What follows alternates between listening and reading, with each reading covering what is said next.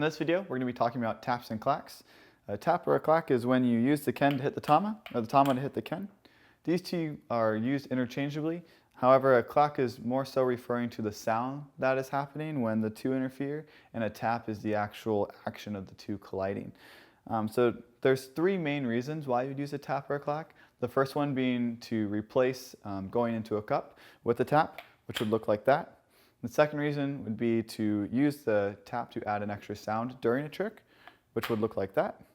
And then the third would be to change the direction of a trick, which is a little bit more of an advanced technique, and we're actually going to have a video covering the first trick, which would be lighthouse tap in a future video. So to first show you guys these first couple of basics, we're going to give you some really good tips and tricks. So for the first step, just using a tap to replace going into the bass cup in Moshe Kame.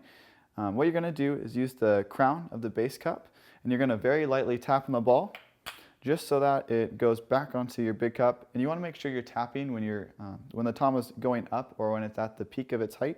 And you want to make sure you don't hit it too hard, or else it flies away from you and it's really hard to catch.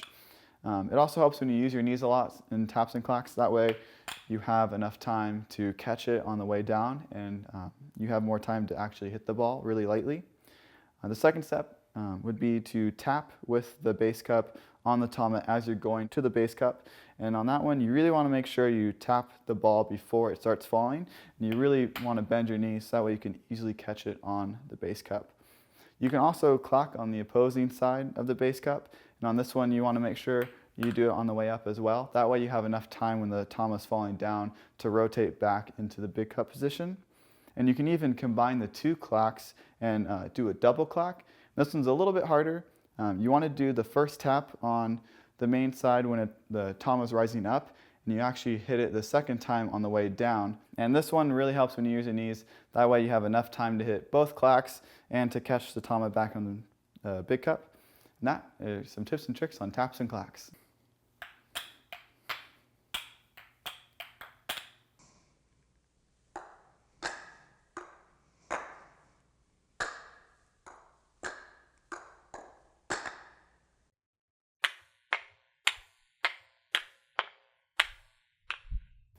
Me.